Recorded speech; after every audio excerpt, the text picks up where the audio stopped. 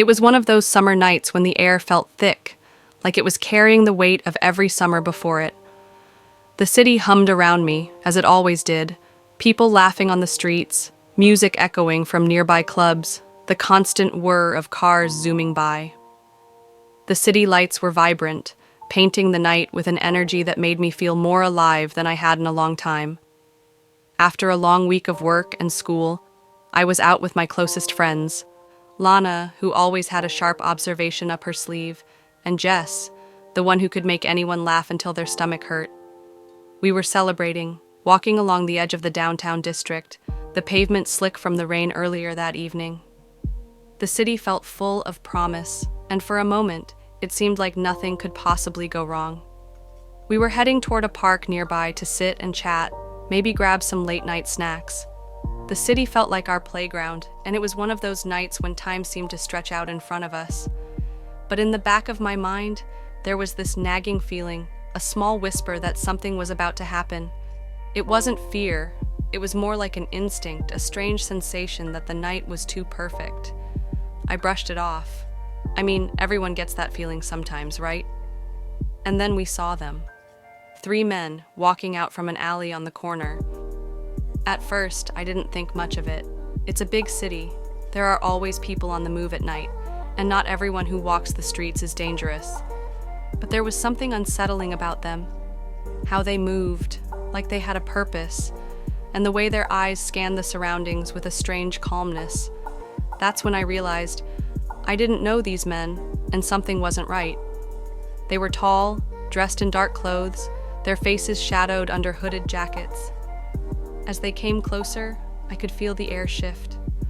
The sounds of the city seemed to fade away, like the world around me was slowing down. My heart skipped a beat when one of the men's eyes met mine. And then it happened. The first man pulled a gun from his waistband.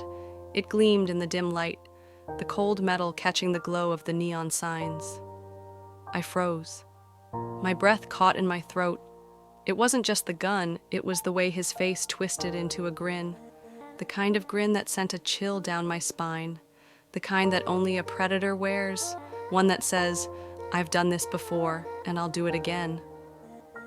"Give us your phones," he said, his voice flat and unyielding. There was no question in his tone, only an order. I knew there was no arguing, no possibility of saying no. Panic surged in my chest, but I tried to stay calm. Jess, always the bold one, opened her mouth to speak, but before she could get a word out, another man pulled a gun from his jacket and pointed it straight at her. "Do what he says," he barked, his voice harsh. Lana's face had gone pale, her grip on my arm trembling. "We need to do what they say," she whispered, her voice shaking. I nodded, my hands already fumbling for my phone. I couldn't seem to make sense of anything.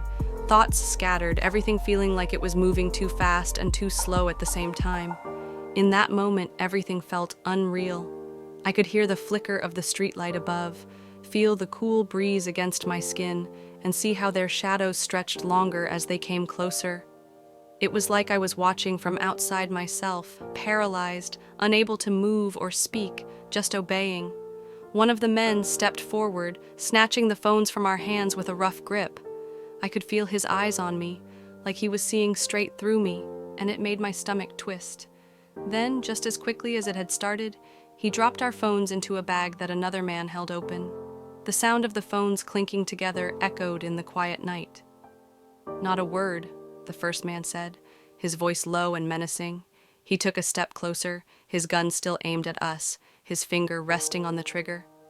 I could feel the sweat on my palms, my heart pounding in my chest, but I stayed silent, my body frozen, my mind racing. For what felt like an eternity, we stood there in silence, the tension so thick it was suffocating. They didn't say anything else. They just turned and walked back into the alley, disappearing into the shadows.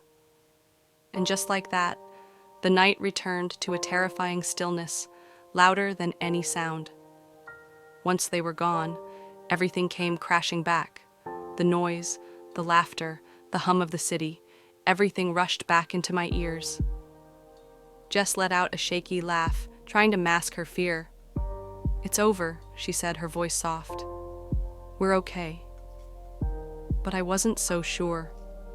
The weight of what had just happened hung over me. I couldn't shake the image of that gun in my face, how my body had frozen, how helpless I had felt. We walked to the park in silence, each of us lost in our thoughts, and my hands still shook as I tried to process what had just happened. I will never forget that moment.